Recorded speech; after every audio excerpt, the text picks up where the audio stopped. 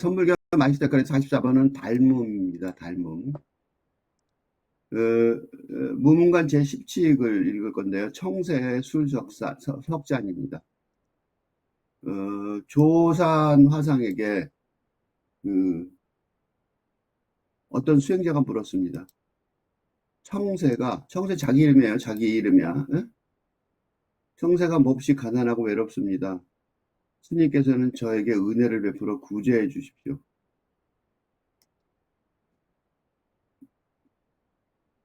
이 조산 화상이라는 신격의 신의 경지에 있는 스님한테 어떤 수행자가 물었을 때 이건 뭘 말하는 거예요? 선문답이죠. 선문답. 응? 그러니까 선문답이라는 건 뭘 뜻하냐면 어떤 수행자가 예를 들면 선생님한테 와서 물은 거야. 어? 근데 선의 수행을 한 다음에 선문답이라는 게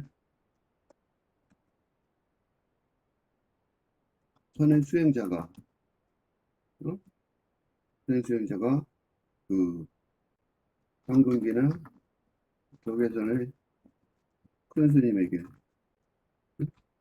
자신의 수행을 점검받는 대화 있거든요. 그 가갖고 어, 이게 이 선이라는 게 왜 이게 필요하냐면 문자, 그지? 이전에 한문 문자 체계에 의해 이해, 이해, 해석, 이해, 설명되기 어려운 정지, 즉 불림 문자의 정지라고 할 수 있는 아공. 그러니까 내가 없잖아, 그죠?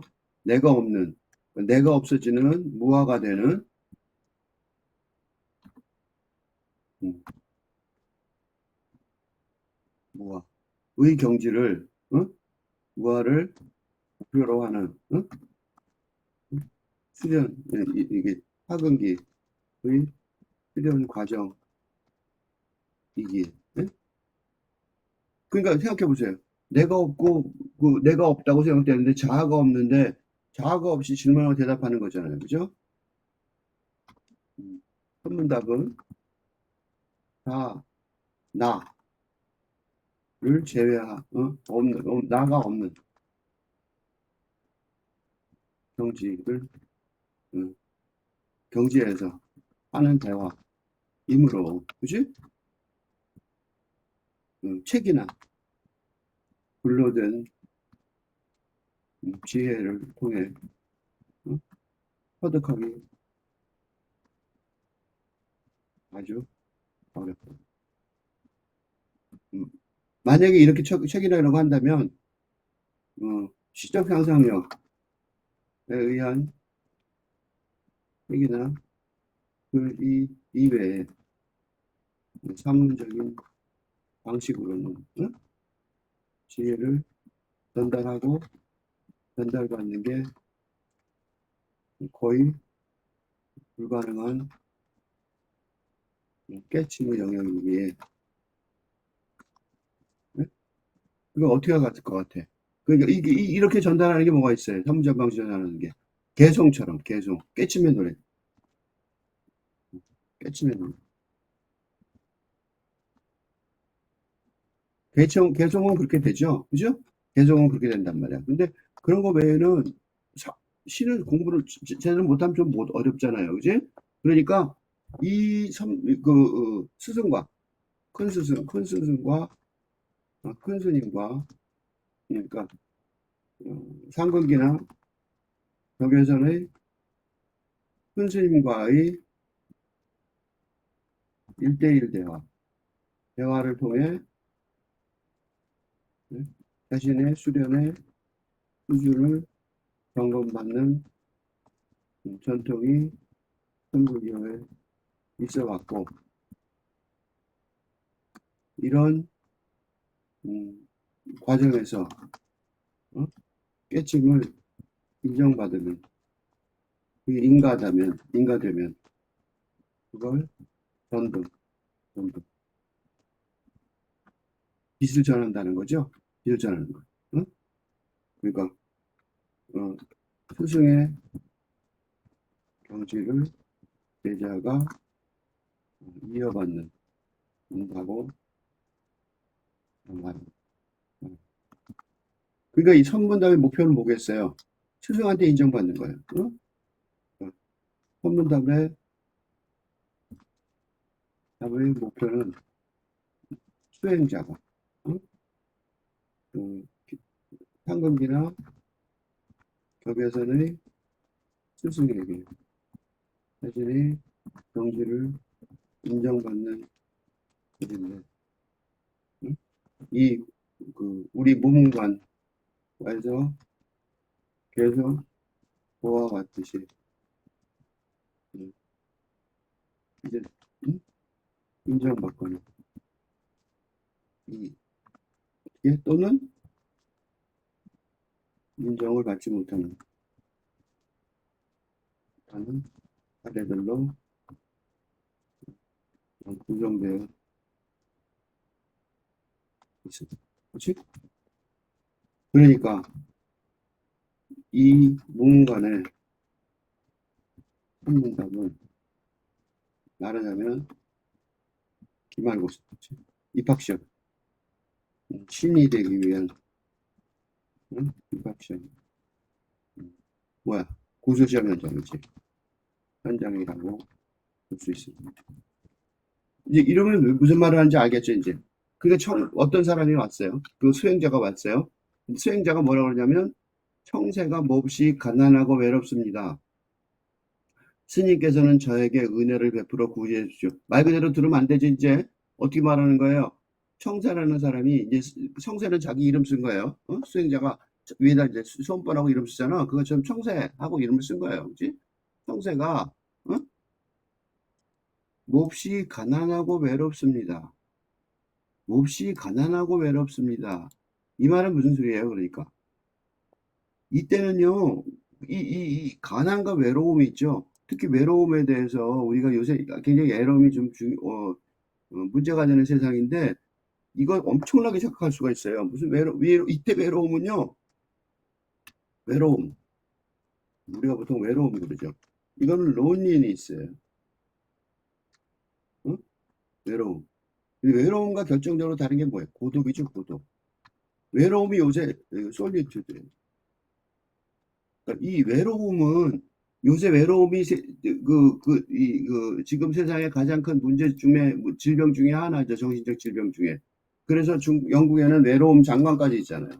외로움 장관까지 임명할 정도로 국민의 우리나라도 오늘 신문에 나왔는데 국민의 정신 건강, 청년들의 특히 청년층의 청년층이나 노년층의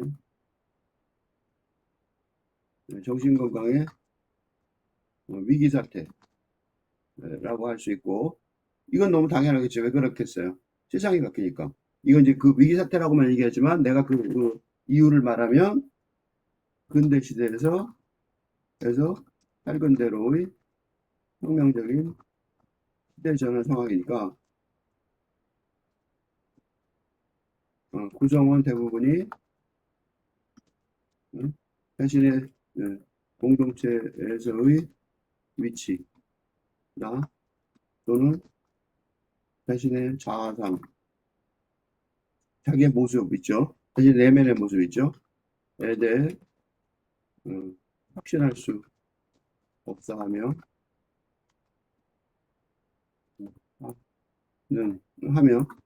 의심을 하는 상황이기 때문에. 그지? 그러니까 전부 다 외로워요. 나만 외로운 게 아니야. 오해하지 마세요. 다 외로워. 그러니까 그렇게 오죽했으면 영국의 여러분 장관이 뭐 하는 줄 알아요? 티켓을 줘요. 티켓이 뭐냐면 커피숍 티켓이야. 그럼 가서 먹으라 그래. 커피 먹으라 그래. 그럼 앞에 보면 가보면 있지. 자기 앞에 사람이 앉아 있어요. 번호가 붙어 있고. 그럼 그 사람이 얘기하라는 거지. 30분이나 1시간이나.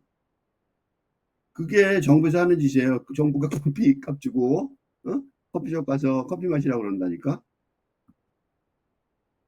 정부도 몰라. 지금 어떻게 해야 될지 모르니까 그러는 거예요. 이게 외로움이에요, 외로움. 응? 외로움. 이게 뭐예요? 모든 유행가 등 뭐예요?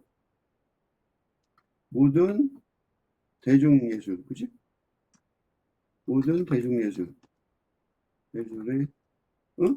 뭐예요? 근거죠, 근거. 외로워하는 사람들을 위해서, 응? 어떻게 하기 위해서? 대부분 어떻게 했어요? 이 대중예술은, 응? 외로움을, 응? 순간적이나마 잊어버리기 하는, 응, 자격을 하는. 그지? 그래서 유행가나 대중가요들에 대해서 막 사람들이 막 열광적으로 뭐 누구 좋아하는 사람 있어 좋아하는 사람 뭐 어, 알바까지 해가면서 그 뭐 무슨 사고 그러죠 뭐를 그뭐 티켓도 사고 무슨 뭐 굿즈도 사고 그러잖아요 그죠? 이 외로움이 그러니까 외로움이 지금 시대의 문제예요. 아까 그 외로움이라는 단어 나와서 지금 해주는 거예요. 근데 그거 아니란 말이죠, 그치? 외로움의 종류에 대해서 얘기하는 거. 응? 외로움의 종류에 대해서 얘기하고 있는 거예요. 근데 첫 번째가 우리가 또 지금 얘기하고 있는 우리가 말하는 외로움이에요. loneliness. 근데 이거는 사실은요, 외로움은 이 근대가 시작할 때부터 있었어요. 그게 고독이에요, 고독. 근데 I wonder 워즈워드의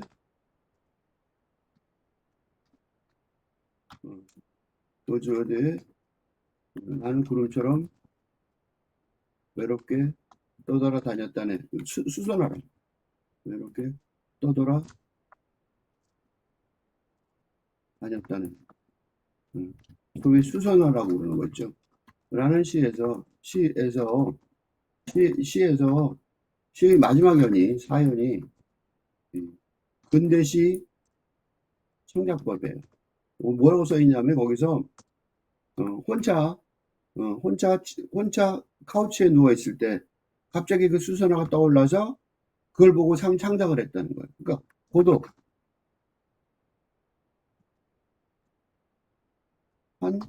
상태의 감정적 어? 감정 감정 뭐 묘사 뭐 감정 고등어 상태의 감정의 바탕을 둔 시작법이란 말 할 수 있는 거죠. 그죠? 그러니까 고독은요. 고독은 기본적으로 이 고독은 근대가 근대인의 기본 정서일 수밖에 없는 것이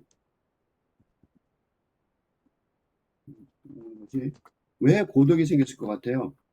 그 전에 전근대 중세 시대에는 어, 어, 하늘이 임명한 하늘이 임명한 하늘이 임명한 왕 귀족 왕하고 더불어 있는 게 주변에 있는 사람이 귀족하고 승려제도죠. 사제 어, 사제가 옆에 둘러싸이고 있었죠. 어? 의 어? 이 하늘이 임명한 왕의 판단에 대중이 그때 농노였죠. 노예죠. 농노가 어, 무조건 죽이려고 하면 죽여도 할 수 없는 거잖아. 그죠? 무조건 따라야 했던 야 했는데 응?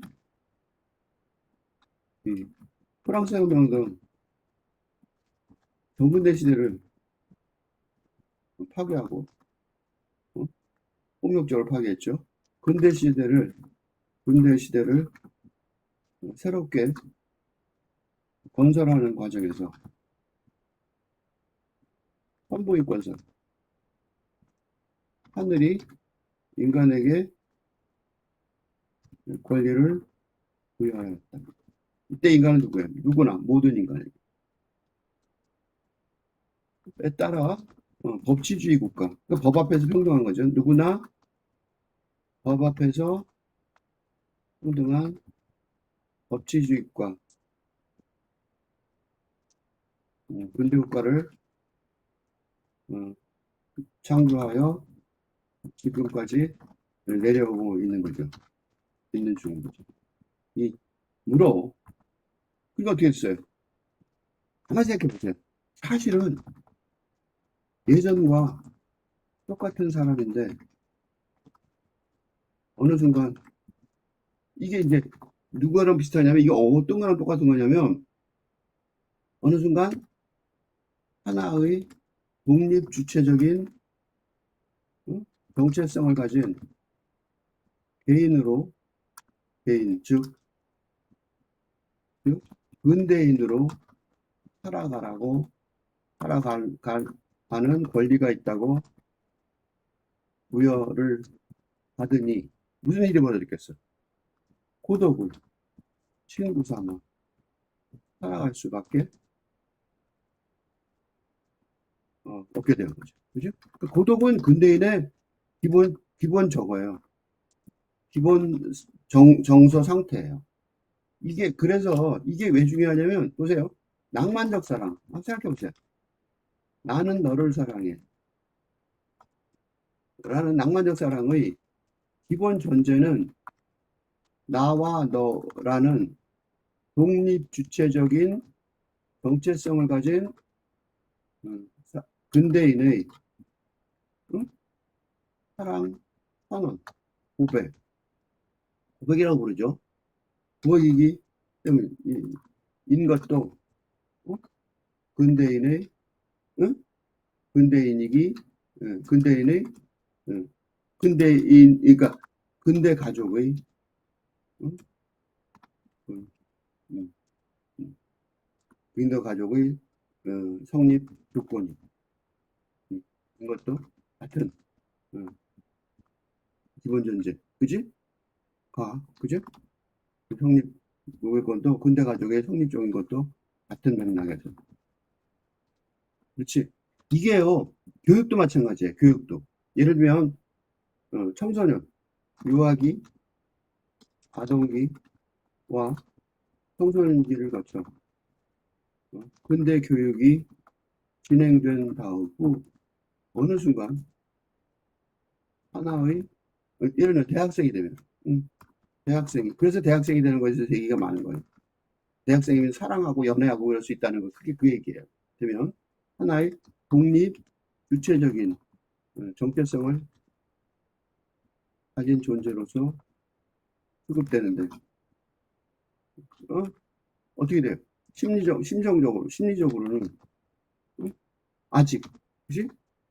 혼자 살고 혼자 결정하고 살아갈 준비가 되어 있지 않으니 응? 권리가 되어야 할 뭐가 돼? 고독이 고독이 응? 뭐가 돼? 부담스럽고 힘든 외로움으로 느끼게 되는 상황인 거죠. 여기까지 괜찮죠? 여기까지 이제 알겠죠? 고독과 외로움이 구별이 되죠? 지금은 문제가 뭐예요? 지금 시대는 참 이제 탈근대 시대에 오니까 이제 탈근대 시대에 이르러 어? 어? 근대인의 고독 어? 이 허구였다. 환상이었다는 거를 사실을 알게 되니 뭐만 있어? 외로움만 팽배하는 지경에 이르러 불과 불안이 넘쳐나게 그러니까 팔근대 시대의 인간관 어? 세계관이 마련되지 못하고 있는 어떤 현실에서 어떤 식의 응? 삶의 목표, 영성사상을 가져야 할지 아직 눈을 여기에 그래서 있어요. 필자가 지금 이교수 선주교와 마이스터 가르트로 시리즈 연작시로 그 문구 분야에 관한 연구 탐사를 진행하고 있는. 왜 이 얘기를 했냐? 4번. 조금 전에 말한 이 청새. 이거. 청새가 몹시 가난하고 외롭습니다. 이 말은 이걸 얘기하려고 지금 가져온 거예요. 이 문관에서 인용한 수행자의 발언. 요거.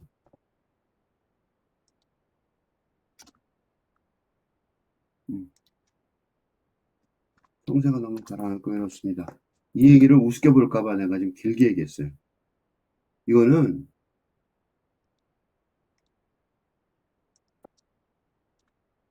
아주 높은 경지에 우리가 볼 때, 보통 사람이 볼 때, 는 대중의 관점에서 볼 때, 일반 대중, 일반 사람, 보통 사람, 보통 사람의 경지에서 볼 때 아주 높은 수준이라는 거를 잊지 말아야 한다.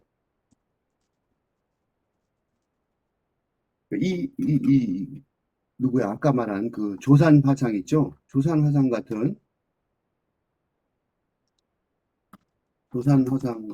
같은 신의 경지, 그지?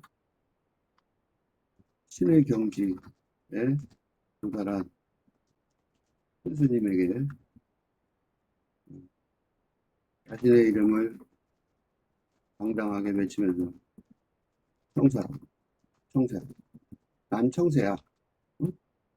외치면서 자신의 영적 상황, 영적 수준을 말로 표현하고 있다는 것은 사실은 청새라는 사람이 자신이 깨친 경지가 자랑스러우며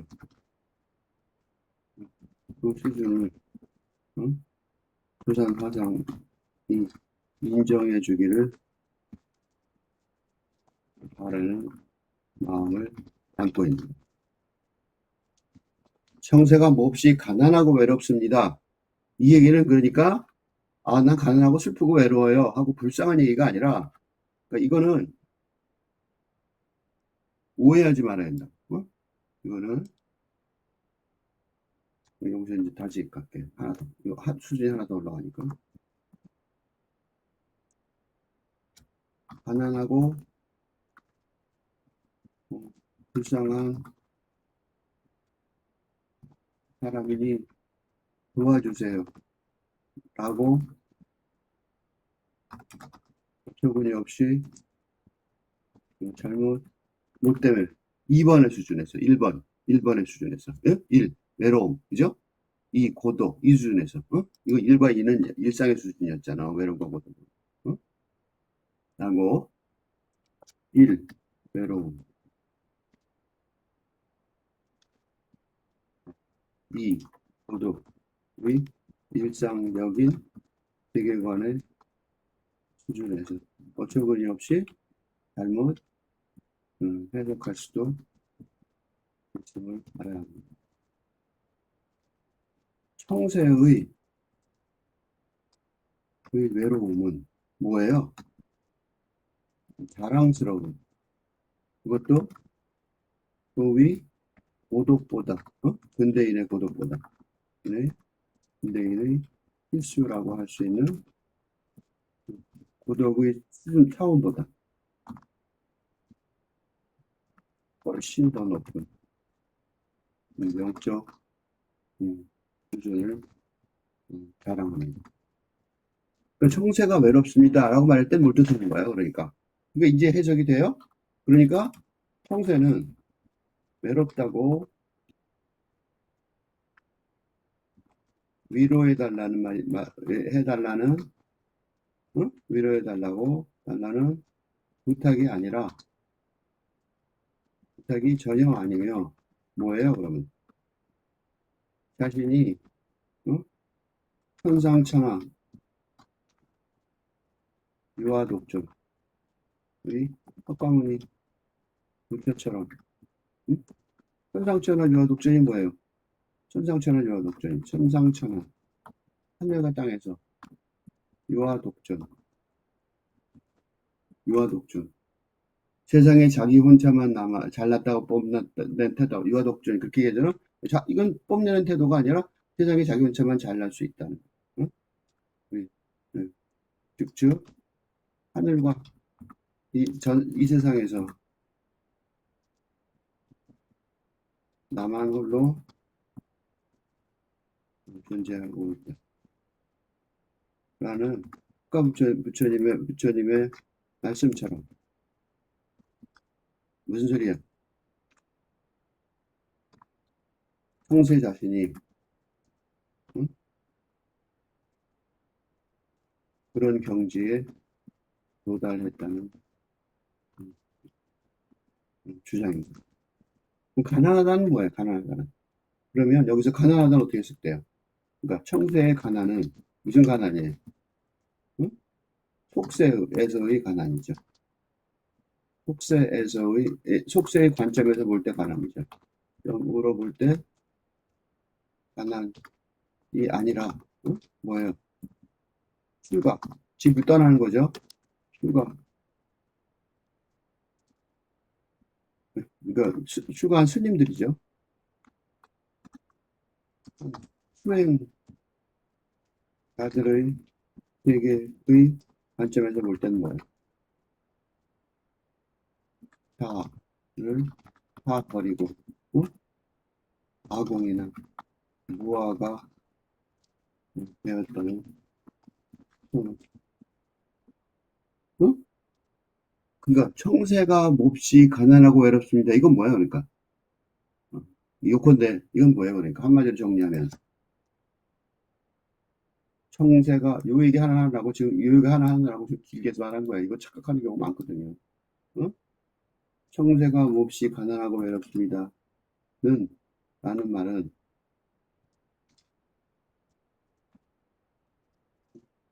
이 수행자가 어? 어? 뭐예요? 아공 무아의 가난을 깨쳤기에 응? 천상천하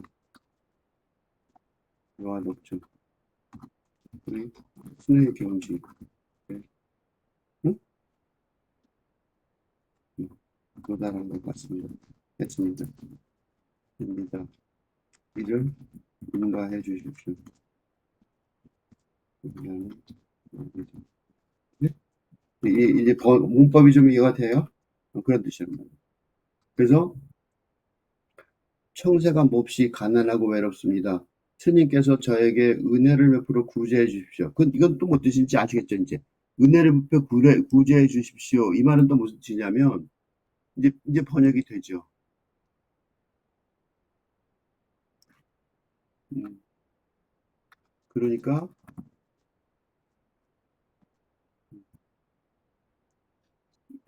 이 뭐야.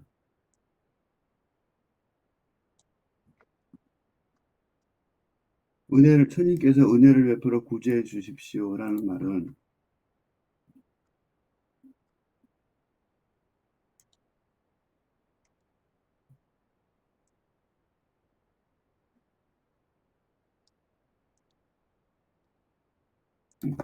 라는 말은 무슨 뜻이에요, 그러니까.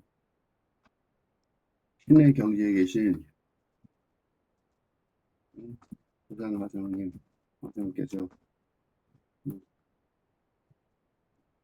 저도 스님과 같은 경지에 올라섰으니 응? 응? 응? 그래서 우리 세상에서 세상을 여의게 해 주십시오. 그런 뜻이에요. 그건 뭐야? 큰 상을 내려주십시오 하는 소리죠? 그게 뭐야? 은혜를 베푸는 게 뭐예요? 은혜를 여의게 인가해 주십시오. 그렇지. 응?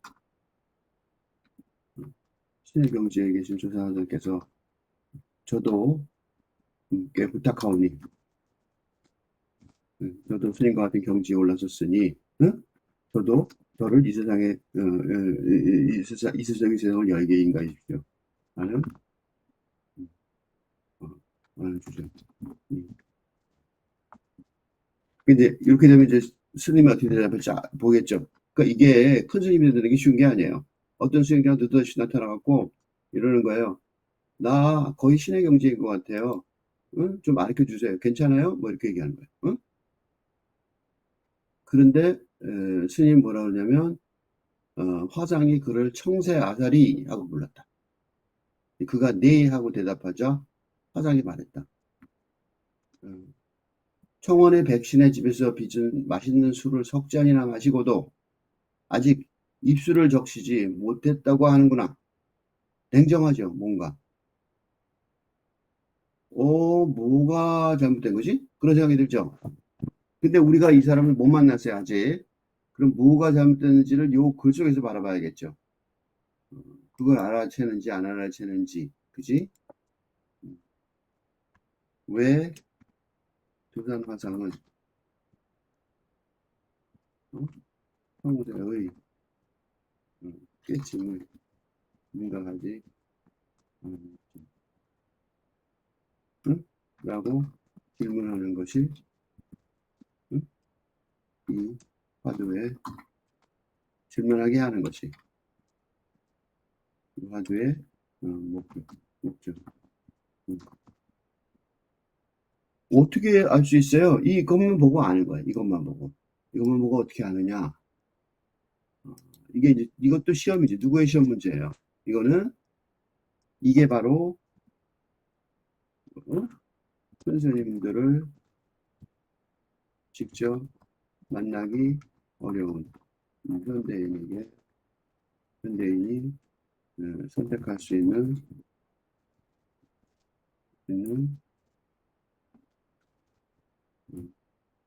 성수행의 방법론이고 이 화두를 잘 한다면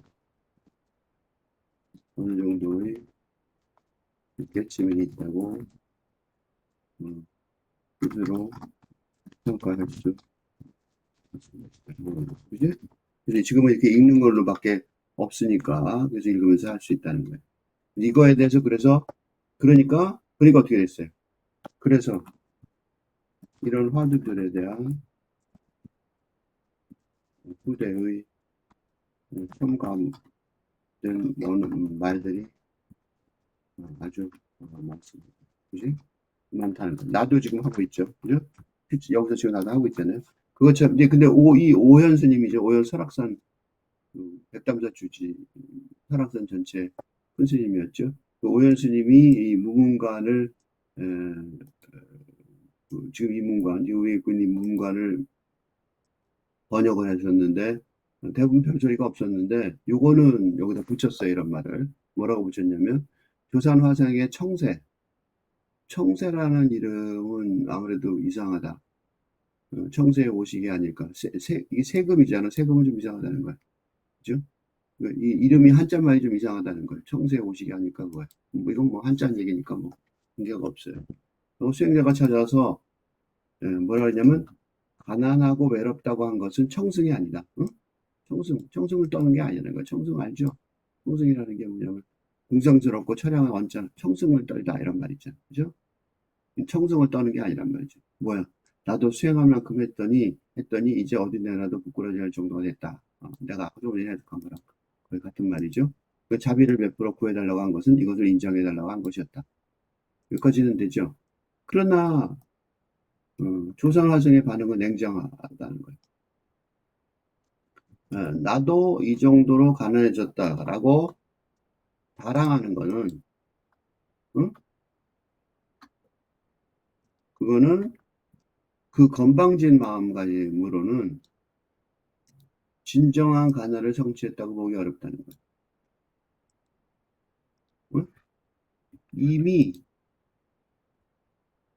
천하의 명주라는 100가지 석잔을 먹고도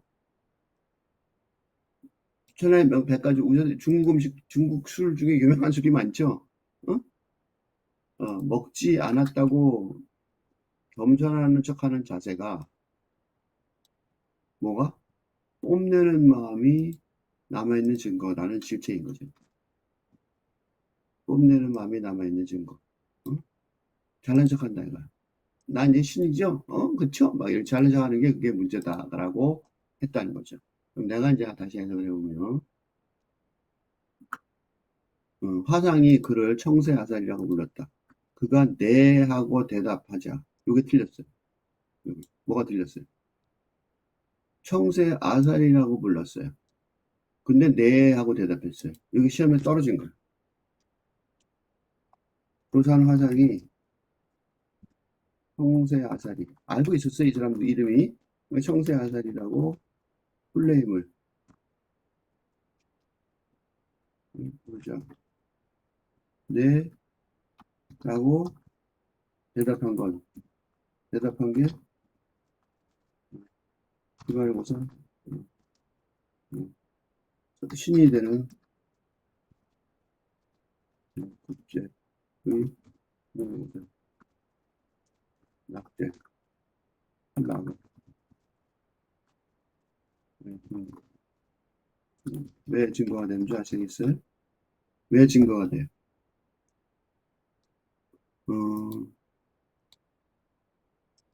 지금, 이 깨침의 첫 번째, 여기, 항공기를 위한 아공. 맨날 내가 아공 맨날 쓰죠, 아공.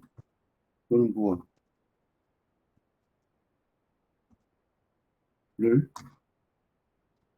경험했다니. 무슨 일이 벌어질 것 같아요? 내 이름을 부르더라도. 그게 내 이름이기는 하지만, 어디서? 그게 현실 세계 속에서 내 이름이긴 하지만, 진짜로 나는 이제 없으니. 그거, 즉, 내 이름은, 응? 어, 홍길동에, 내가 그 말을 되게 좋아하는데, 홍길동 전에 제일 내가 좋아하는 문장이 뭐냐면, 서자니까. 아버지를 아버지라 부르지 못하는 서지라는 말처럼. 내 이름이지만, 내 이름이라고 부르지 못하는, 부르지 않는 상태가 된 것이기 때문에. 있을 텐데, 어? 평소에는 어때요? 이름을 들으면 냉큼 대답을 하고 일단 있는 것만으로도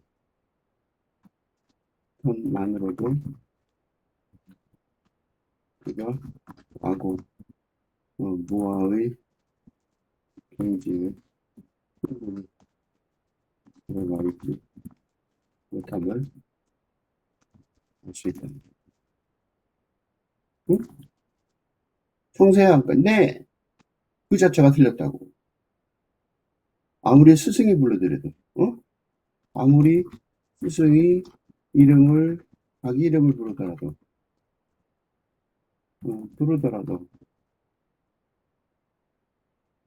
그게 무슨 어떻게 돼야 돼요? 그건 스승도 다르게 부를 방도가 없어서 그럴 뿐이고. 선생님 그랬잖아요. 그냥 꼭 아니라고. 그냥 방도가 없어 부른 거야. 자기는 그 이름에 그러니까 어? 반응할 수가 없는 것이 응? 이게 세상 속에서의 자기 이름이라도 이제 신의 경지에 그것은 형태에서는 옛 이름일 뿐이기 때문에. 그죠? 넘어선 거잖아, 아공. 깨쳤다며, 가난하고, 뭐, 외롭다며, 그럼 이름도 다 버린 거지. 근데 스님이 청새 아사리 하고 불렀단 말이야. 그러니까 그가 네 하고 대답했다. 이걸로 끝났어요. 시험 공부. 시험 낙제야, 이걸로. 이걸로 낙제야. 끝났어. 그러니까 이제 스님이 안 거야. 이 말만 듣고 아는 거죠. 화장이, 청새가 그랬어요. 스님, 청새가 몹시 가난하고 외롭습니다. 스님께서 저에게 은혜를 베풀어 구제해 주십시오. 청새 아사리, 네! 달라. 이렇게 된 거야. 응? 그리고 그 이유를 설명해 줘요. 스님이 얼마나 친절하신 분이냐면, 사실은 이 점에서, 여기서 이제 청새가 낙방했으니, 음, 쫓아내도, 마땅하다. 왜? 응? 신의 경지에 오르지도 못했으면서, 응? 한경지. 응? 그렇다고 착각하고 돌아다녔으니, 훗날도, 훗날도, 마땅하다. 응? 때문에.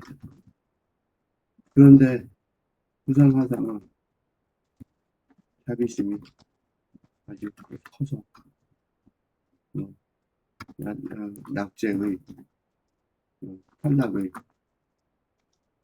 이유도 친절하게 설명해. 친절하게 설명해 주고 있는 거예요. 왜 떨어졌는지. 보통 탈락하고 그러면 왜 떨어졌는지 설명해 주는 거 없잖아요. 그지? 근데 설명해 주고.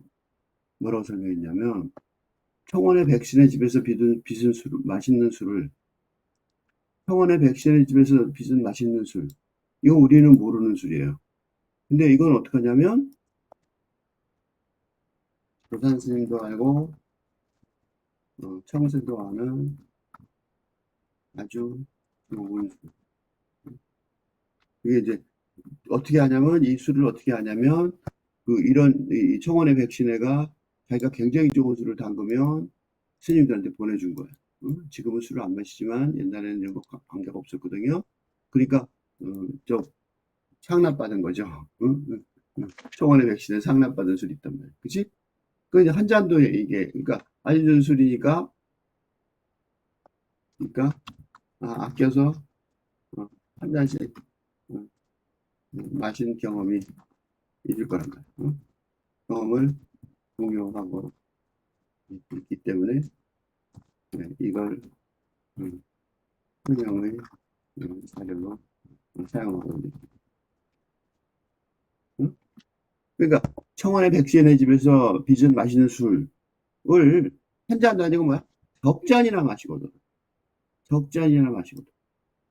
아직 입술을 적시지 못했다고 하는군. 그러니까 깨침은,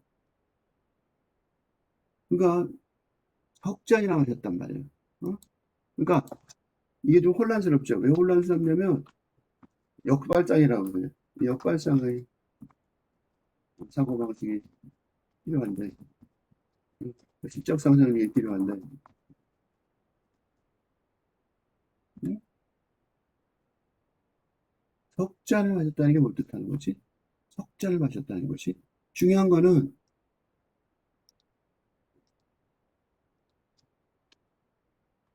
이 좋은 술을 좋은 술을 한 잔 마실 때에도, 어? 조산스님, 이 사람이 저거니까, 조실이니까, 조실의 허가가, 허락이 음, 필요할 텐데, 조산스님 말씀에 하면, 평세는 이미 석잔이나 마셨다는 오셨다고 조선 스님이 평가하고 쥐. 그 더 웃기는 건 뭐냐면 그런데 동시에 청새가 아직 입술을 적시지 못했다고 하는구나 라고 이중적인 진술을 조선 스님이 하고 있다. 응? 이런 발화법이 화두 공안의 대표적인 특징인데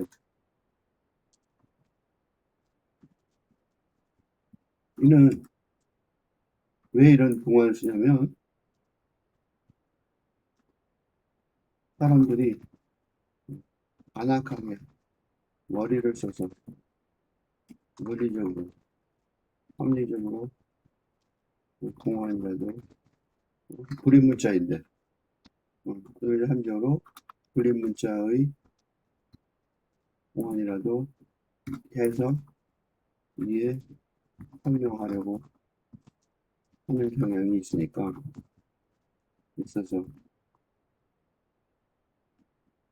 그런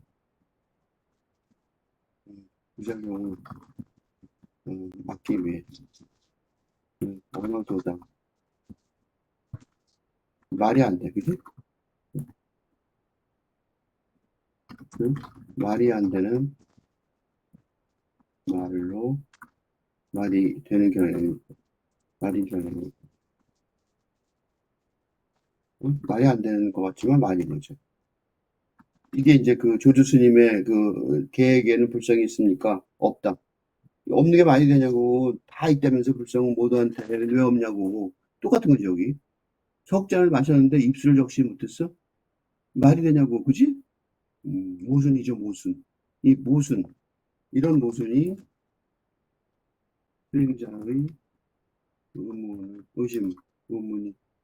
의심을 크게 사고, 바로 그런 큰 의심이 수행의 동력이 되죠. 뭔 소리지 하면서, 이 수행의 동력. 왜? 뭔 소리지? 하고 계속, 응? 여기서 끝나면 이제 그 설명에 이제 지금까지는 내가 뭐 한 거냐면 이 화두가 어떻게 공부를 해야 되는지까지 설명한 거죠. 그래서 대답은 약간 해줘야 되지 않겠어요? 아니면 몽롱해서 환장한다는 거죠. 어떻게 보면 되게 간단해요. 청세가 대답을 이제 해설을 했잖아요. 해설을 이제 이게 나만의 해설인데 이건 해설은 여러 가지가 있을 수 있겠죠. 하면 청세가 아까 위에서 뭐라 그랬어요? 음, 아까 위에서 이렇게 말하듯이 몹시 가난하고 외롭습니다라고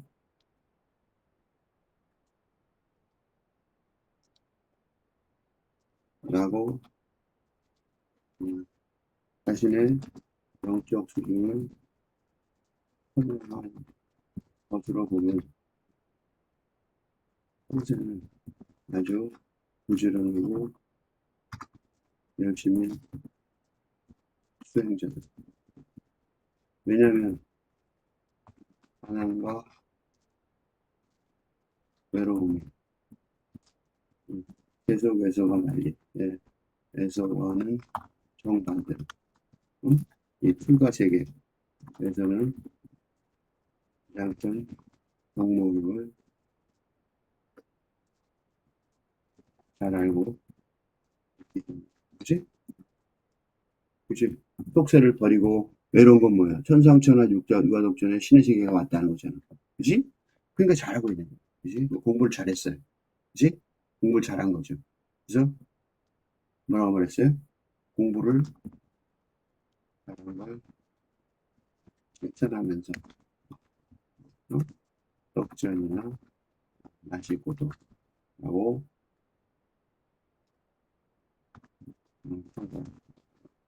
평가를 받는 공부를 잘하는 걸 칭찬하면서 평가를 해줍니다. 협찬이나 마셨다. 그럼 충분히 알고 있다. 더 알 필요가 없을 정도. 라는 칭찬이. 공부 많이 했네. 응? 석잔이나 마시고 공부 많이 했다는 거야. 단지 문제가 뭐야? 아직 입술을 적시지 못했다고 하는구나. 요게 문제죠. 요거. 여기서 석잔이나 마시고도 괜찮은데 뒤에가 문제. 왜 그럼 뒤에는 왜 이렇게 말하는 거야? 그거까지만 설명하면 되겠죠?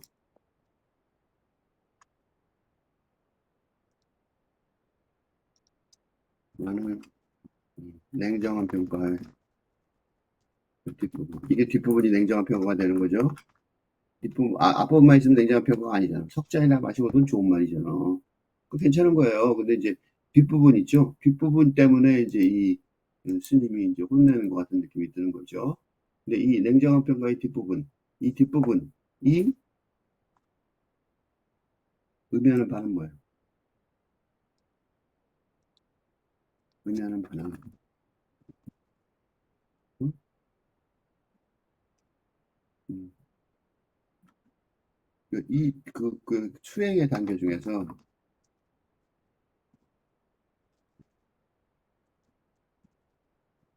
처음에는 어떻게 하냐면,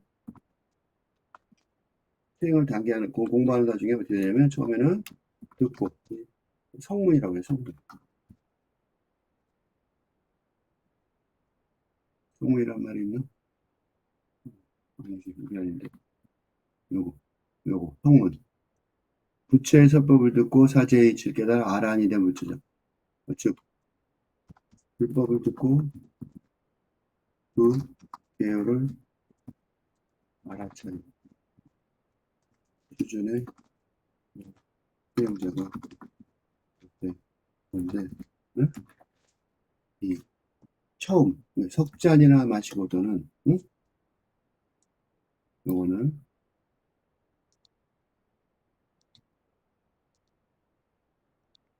응? 이건, 문자적인, 그 교학, 교학이라고 그러죠. 선학을 대신하는 공부하는 거죠. 교학이 여기 한자로 배울 때 배우는 교학. 응. 문자적인 교학의 경지.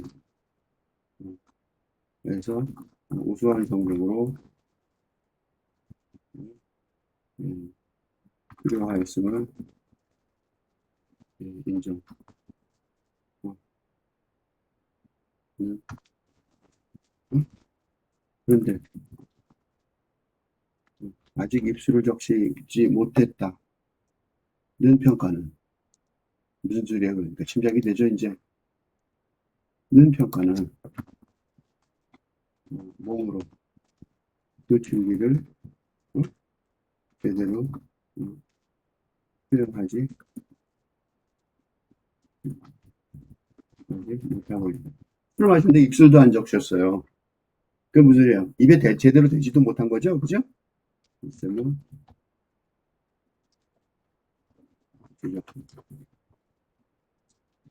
연각이다, 연각.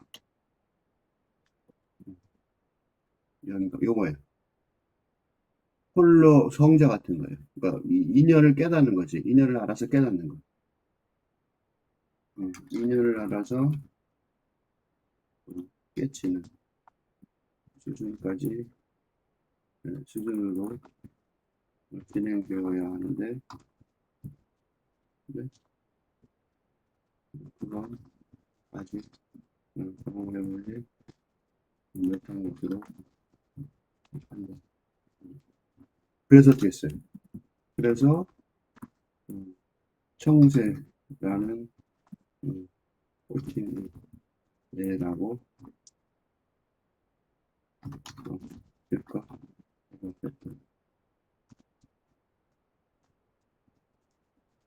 그죠? 그러니까 이거는 지금 어떤 거에 관한 거냐면 청세라는 사람이 공부를 열심히 했어요. 그래서 하다 보니 공부하다 보면 막 그게 지금 공부하고 있잖아요. 여러분들도. 그러다 보면 뭘 좀 안 것 같단 말이야. 그치? 너 이 정도면 된 거 아니야? 야, 나 거의 신의 경지 같아. 이렇게 생각하고 말할 수 있어요. 그지? 나 세상을 좀 버린 것 같아. 그지? 나 좀 뭘 깨달은 것 같아. 나 세상에 혼자 쓸 수 있는 것 같아. 외롭지도 않고 고독을 넘어선 것 같아. 뭐 고독 그게 아니라 이게 인간의 고독이라면 이거는 그지? 음. 나는 지금 신의 고독인 것 같아. 그지? 어? 이건 인간의 고독이라면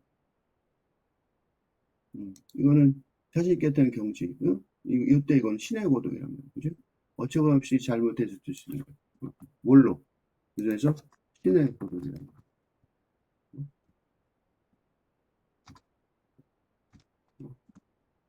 인간의 고독인데 신의 고독이라고 생각하는 거죠. 혼자.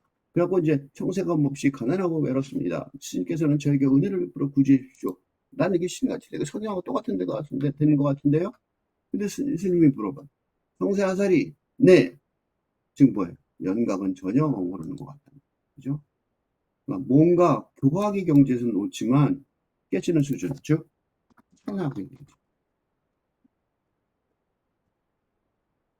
이거예요, 선악. 그러니까 선종은 즉 성불교는 교학과 선악의 구분이 있는데 애는 그지?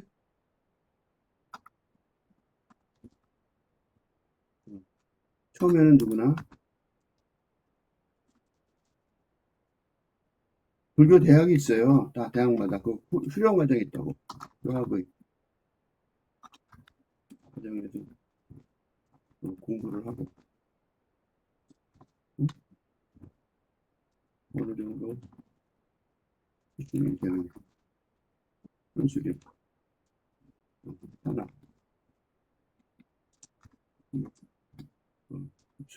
편하게 돌아가게 되는데 선생은 지금 어디 있는 것 같아요?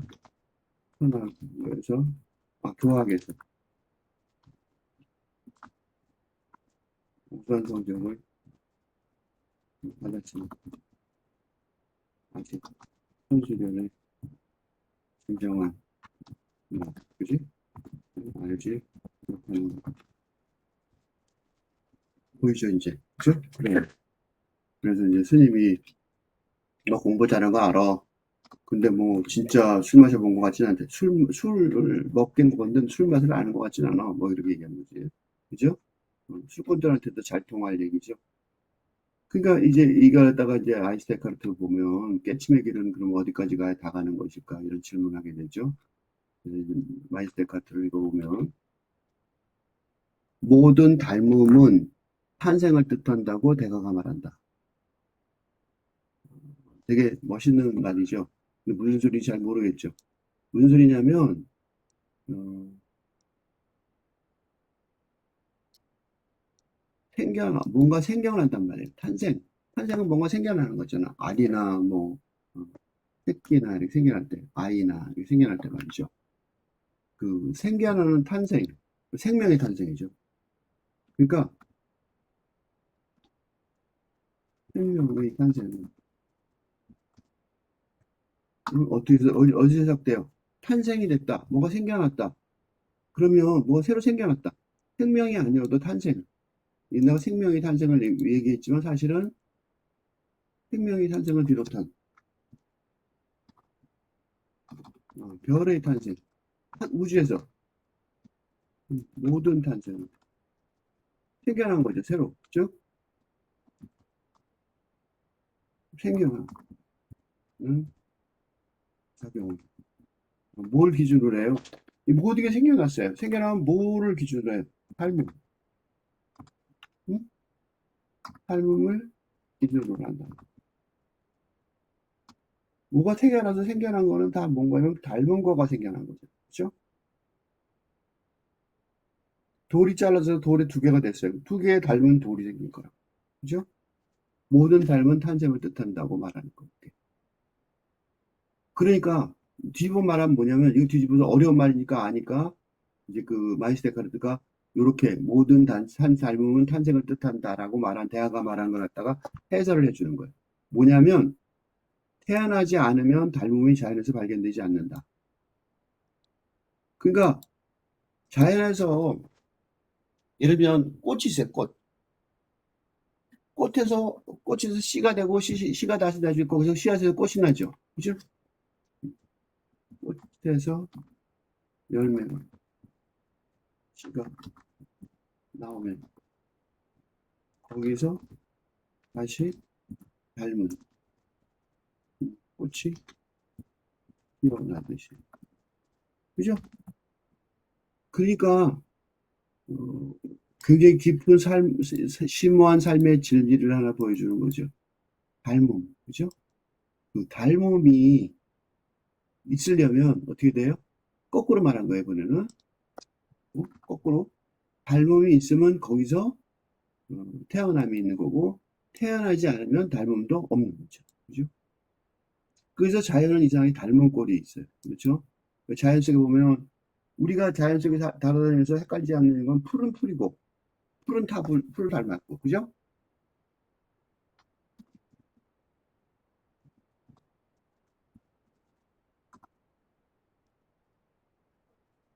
응? 나무는 다 나무 닮았고, 돌은 다 돌을 닮는 것이 탄생의 원리에 나타나게 자연은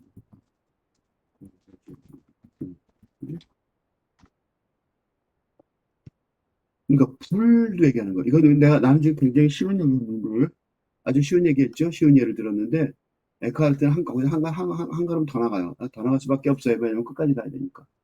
응? 아까 내가 집에서 질문했죠. 깨침의 길은 어디까지 가야 다 가는 것일까? 그죠? 그러니까 에크하르트는 용서 없이 밀고 나가요. 그래서 뭐라 그러냐면 불을 얘기하는 거예요. 불이 아무리 강해도 탄생을 희망하지 않으면 절대로 불타지 않는다고 말하는 거예요. 되게 웃기죠? 불, 불이, 불은 우리가 알 수 없는 거예요. 그지? 그러니까, 보통 비슷한 이미지로, 그 이미지의 연속으로 탄생의 닮음의 섭리를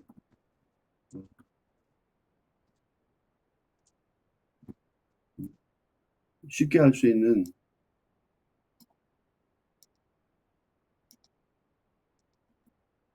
섭리를 쉽게 파악할 수 있는 경우와 달리, 응? 데카르트는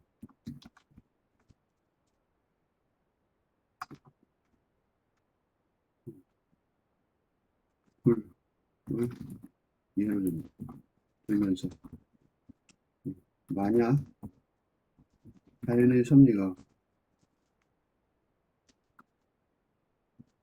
닮음이라면 잘 알 수 없는, 유사함을, 닮음을, 어? 닮음의 작용 과정을 잘 알 수 없는 불의 경우에도 그러하리라고 말하면서 어? 이 경지, 적용의 경지를 넓힌 그렇죠? 이번에 불 그러니까 불. 불도 마찬가지로 뭐 탄생이고 뭐 자연에 있는 게 다 그렇다면 불도 자연에 있는 거죠. 그죠? 어, 자연에 있는 불을 예를 들어. 그러니까 불이 뭐 어쨌든 간에 탄생을 희망하지 않은 불이 안 타는 거예요. 불이 탈 수도 있고 안 탈 수도 있잖아. 그지? 그러니까 불이 불에 놓인 나무가 아무리 말랐어도 닮음을 품을 수 없으면 절대로 불타지 않는다. 되게 재밌는 말이죠. 그러니까 우리는 어떻게 생각하냐면 나무가 마르면 타겠지 라고 그러지만 어? 그러니까 통상적으로 보통 마른 나무가 잘 탈 것이다 라고 생각하지는 그건 일상적인 생각이죠. 그죠? 일상적인 생각이란 말이에요. 이거는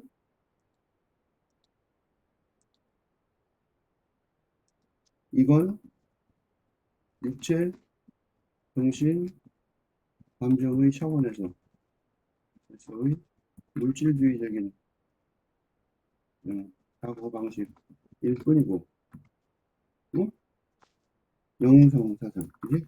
닮음의 기준, 원칙이 자연에 있다는 것을 알게 되는 영성사상의 차원에서는 마른 나무이기 때문에 이게 불타는 게 아니라 닮음을 품기에 불타는 것이니까, 응? 마른 나무라도 타지 않을 경우가, 이렇게 말했지만 나는 데카르트는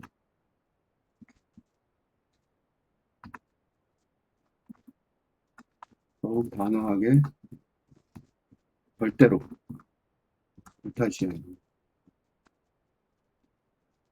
않는다라고 말합니다. 그러니까 우리는 아직 육체, 정신, 감정의 차원에 있어서 영성의 차원론을 에서만 세상을 읽으려 하지 않기에 데카르트의 상황을 가끔 놀라지 않을 수 없죠. 응? 뭐라고 하냐면 이거 되게 단호해요. 닮음을 품을 수 없으면 절대로 불타지 않는다. 이 절대로라는 단어 썼어. 그리고 닮음을 안 품는데 안 탄단 말이야? 그러니까 나무가 말라야 안 탄다고? 되게 웃기죠. 그치? 이게 이제 벌써 여기서부터는 이제 너 기존의 세상에서 생각했던 방식대로 생각하지 마. 그거죠. 그죠? 불이 원하는 건 나무 안에서 태어나는 것. 모두 하나의 불이 되는 것. 유지되고 지속하는 것이다. 그러니까 불을 아는 거예요. 불의 섭리를 아는 거죠. 불이 원하는 거는 그게 태우는 게 아니라 나무 안에서 태어나는 거라는 거죠. 나무 안에서 그러니까 불의 닮음은 나무가 불이 되는 거라는 거죠. 그죠? 그러니까 불의 닮음은 나무가 불이 되는 거니까. 그치? 그게 불에게도 닮음이 있다면 그건 나무가 불이 되는 것일 테니까. 그치? 그러니까 나무 안에서 태어나는 거고, 불이 태어나는 거고, 뒤집어 말하면 탄생의 용어로 다시 말하자면 그런 거지. 나무 안에서 태어나는 것이죠. 그러니까 그게 뭐가 돼? 모두 하나의 불이 되는 거고. 어? 그러니까 그게 이제 불이 돼서 유지되고 지속되는 거란 말이죠. 꺼지고 소멸하면 더는 불이 아니다. 이 에카르트의 논리가 좀 과장된 거 이상한 것 같지만 정확해요. 그지? 꺼지고 소멸하면 더 이상 불이 아니잖아요. 그러니까 유지되기를 욕망하겠죠. 모처럼. 그러므로 모처럼 유지되기를 욕망해. 자연 속에 모든 존재. 당연히. 왜? 닮음을. 그치? 불처럼. 그러니까 이 불이요. 느닷없이 것 같지만 불은 뭐 같아요? 이렇게 보니까 이 점이 되니까 이제 불이 뭔지 알겠어요. 이 불은 뭐예요? 에크하르트의 불은 불이 생명, 원리, 그렇죠. 불이 형태, 말, 이거. 우리는 에너지, 그지? 에너지라고 말하면 되잖아. 에너지는 좀 더 가까워요, 그지? 에너지 불, 에너지, 그지? 또는 생명 말할 수 있겠죠, 그지? 원초적인 원리란 말이죠, 그지? 그러니까 이게 계속 닮음이 왜 중요하냐면, 그건 뭐야? 닮음은. 그러니까, 그러므로 닮음은 뭐왜 필요해요? 생명이 지속을 위해, 응? 모처럼, 닮은 모처럼. 그 꽃, 그지? 꽃, 꽃, 열매, 씨앗, 꽃의 과정처럼. 응? 닮음은 생명을 지속을 위해, 음, 위한, 작용 방식이고. 그렇죠? 그 자연식이 닮으면 되고, 닮으면 되고, 그러는 거죠. 그죠? 그러니까 그 유지되길 욕망하는 거죠. 신이 자신 안에 태어나길 욕망하지 않는다면 영혼의 본성은 닮음의 탄생을 절대로 주지 않는다. 영혼이 본성에 절대로 들어오지 않았고 그곳에 들어가기 오기를 절대로 원하지 않았을 것이나 영혼은 신이 일하는 이런 탄생을 기대한다. 그러므로 신이 그 일을 하는 것이 아니라 신은 영혼이 자신에서 거꾸로 하려고 그래. 태어나기를 소망한다. 이 두 개가 헛갈려요 지금. 어, 신이 일하고 영혼이 욕망한다. 신에게는 일이 있다. 자신이 신 안에서 태어나게 하는 욕망하는 힘이 영혼에 있다. 요거 마지막부터 거꾸로 가려고. 영혼이 갑자기 영혼이라는 단어를 썼어요. 인간에게 영혼이 있는 이유가 뭘까요? 인간에게 음? 육체, 정신, 감정의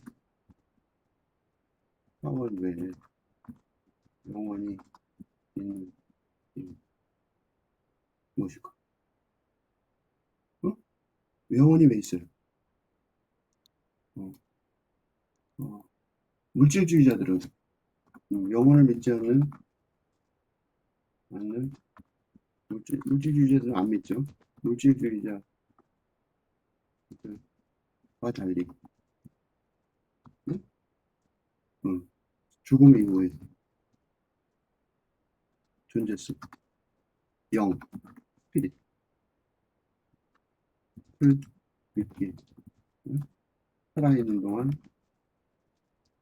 육체 속에 있는 영, 즉 소울을 믿게 된다. 그 영은 왜 있는 것 같아요? 영이 있잖아, 영. 영을 왜 믿냐면 영은 인간의 영은 신의 영, 그렇지? 신성, 불교라면 불성이지. 와, 합이란 지고 가장 큰 행복의 형태 속에 있을 수 이게 천국이에요. 응? 영의 개념을 응? 받아들인다면 천국. 지옥은 없죠. 천국. 응? 지옥. 천국은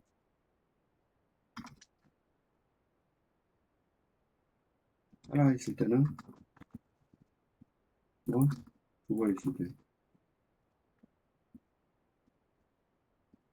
천국을 알 수 있고 또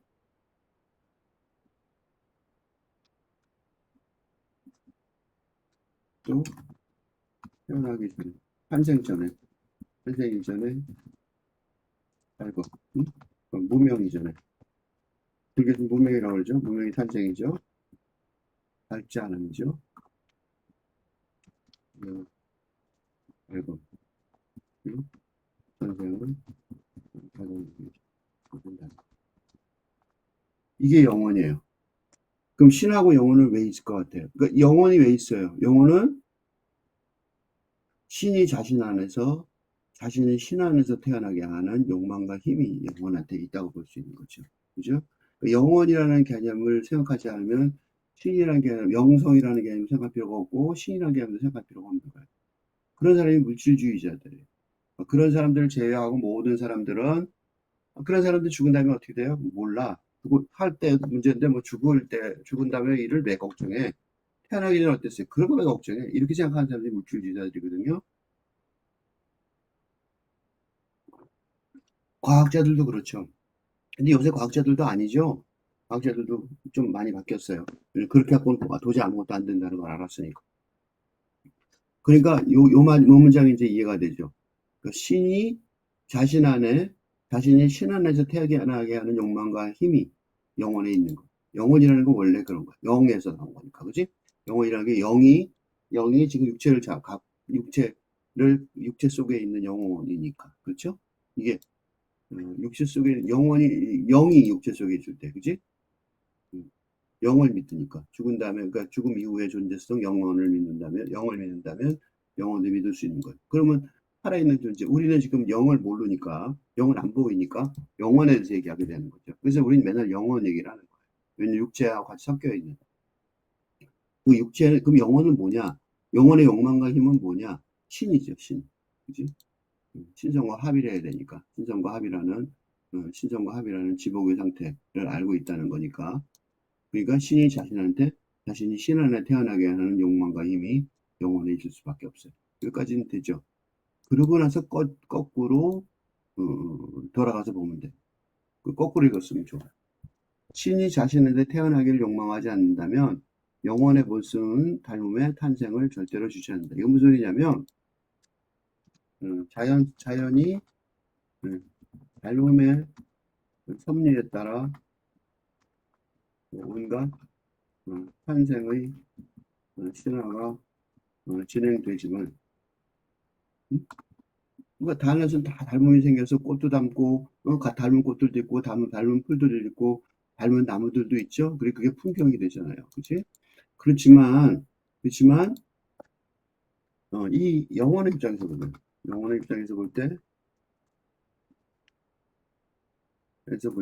이 사람은 그러니까 영성 사상의 관점에서 볼 때,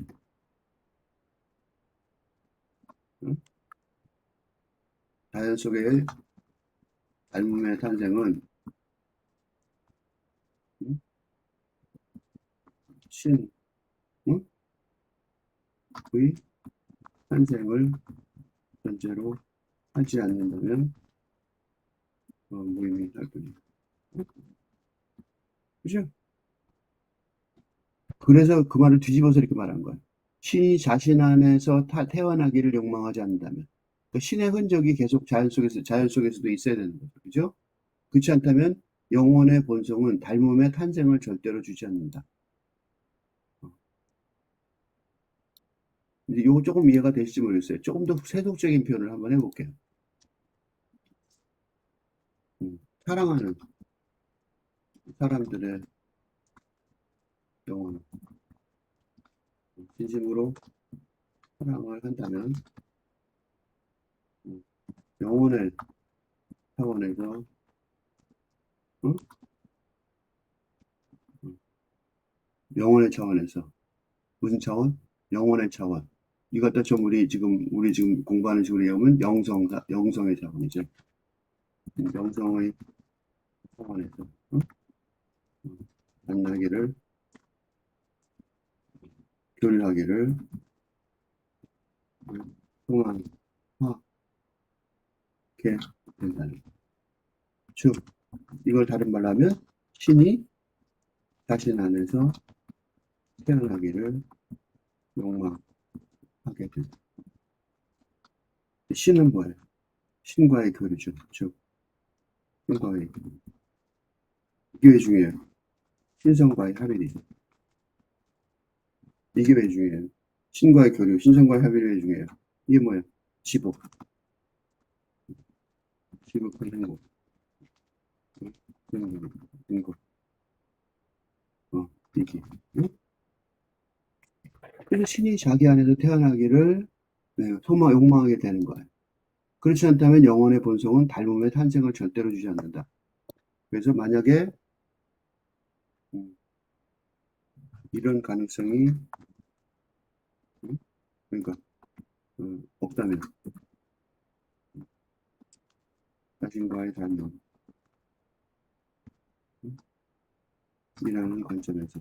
이때 자신과 닮음은 영적인 닮음이에요. 자신의 영성과 만나는 타인의 영성이라는 관점에서. 많은 사랑을 하고 싶어.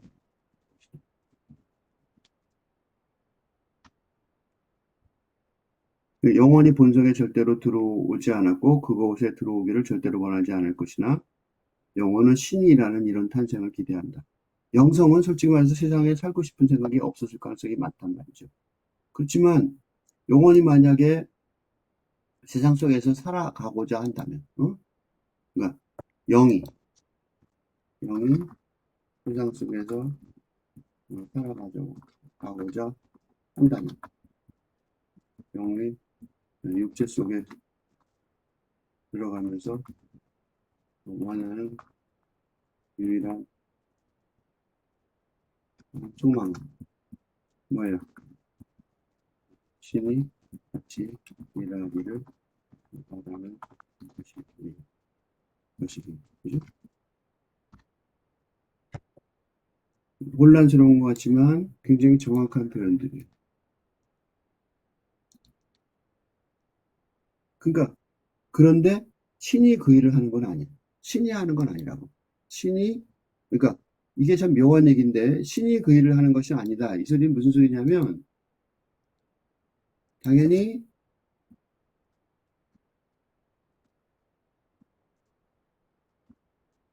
창조는 본질적으로 신의 하는 일이기는 하지만 그지? 창조를 누가 해? 창조주잖아, 신이. 창조주, 크리에이터. 신이 이 일을 하는 것이 아니다는 말은 반어법이에요, 일종. 그치? 무슨 소리냐면, 창조하지만 신에게, 영혼에게 자유를 준 신은 영혼이 신의 창조에 영적으로 동참하기를 바라기 때문에. 그러니까 신이 창조를 하긴 하지만, 신이 창조를 하기는 하지만, 그것의 완성은 영혼에게서 이루어진다. 우리 인간 영혼이 괜히 있는 게 아니란 말이죠. 그죠? 신은 영혼이 자신 안에서 태어나기를 소망한다는 거. 응? 그러니까 신이 그 일을 하는 것은 아니다라는 말이 틀린 말이 아닌 것이 신이 일을 해요. 근데 영혼이 욕망하는 거죠. 신에겐 일이 있는 거죠. 창조하는 일이 있는 거예요. 응? 지금 중요한 건 이거예요. 영혼이 욕망합니다. 영혼이 욕망함으로써 신의 창조가 완성되는 거예요. 지상에서의 완성이죠. 세상적으로 그것이 지상에서의 완성. 응? 자연 속에서. 그러니까 하늘에서의 완성은 물론 우리가 그지? 근데 신의 창조가 지상에서의 창조고 지상의 창조는 우리 인간 속의 세계에서의 창조고 그 창조는 인간의 협조에 의해서 동참에 의해서 일어나는 거란 말이죠. 그래서 마지막에 영혼에게 신이 자신 안에서 자신의 신에게 타연하게 하는 욕망과 힘이 있다는 거예요. 그 영혼이 수동적인 영혼이 아니란 말이죠. 그죠? 그러니까 수동적으로 당하는 영혼은 아닌 거예요. 정리를 해보면 나무가 말랐거나 불 안에 있어도 불타오른다면 불의 닮음을 품어야 한다는 그런 혼란스러운 말을 들었단 말이죠. 그건 왜 그러냐면 모든 닮음은 탄생을 뜻하는 건데 불의 탄생은 불의 닮음이고 그 닮음은 나무가 불의 닮음이라는 뜻이죠. 그렇게 불까지 이건 불이라고 설명했지만 사실은 생명력이죠. 그죠? 그러니까 요 기전을 가지고 아까 문문관 10화, 10칙, 청세의 수족산을 다시 이제 정리를 해서 분석해 보면 몹시 가난하고 외롭습니다라는 청세의 말은 불의 탄생을 뜻하는 불의 닮음처럼 신의 탄생을 품고 있지 않다는 거예요. 그지? 그게 없다는 거예요. 신이 탄생하지 않았다고, 그 속에서. 청세는 신이 안 됐어, 아직. 그지? 신을 닮으려고 노력하긴 하지만 신이 되지는 못했단 말이죠. 응? 그러니까 조선 스님이 그걸 알아차린 거예요. 너는 신의 말을 알기는 아는데 아직 신을 품고 있지는 않구나. 신의 탄생이 이루어지진 않았구나. 라는 걸 알았어요. 그래갖고 청시, 청원의 백신의 집에서 빚은 마신 술처럼 신이 자신 안에 태어나기를 욕망하는 영혼이 있는데 그 영혼은 있는 거 알지 않냐고 이제. 그지? 그럼 그걸 알았으면 응? 듣고 알았잖아. 그럼 왜 그거를 소망을 유지하고 지속하는 힘이 없냐? 어? 그 입으로만 나불대냐? 술을 마셨는데 왜 입술에도 안 묻었냐? 네 말한 입술에도 하나도 안 묻어서 아무런 힘도 없지 않느냐? 욕망과 힘이 하나도 없지 않느냐? 라고 불평하고 꾸짖는 거. 이거는 야단치는 게 아니고 배우는 과정인 거죠.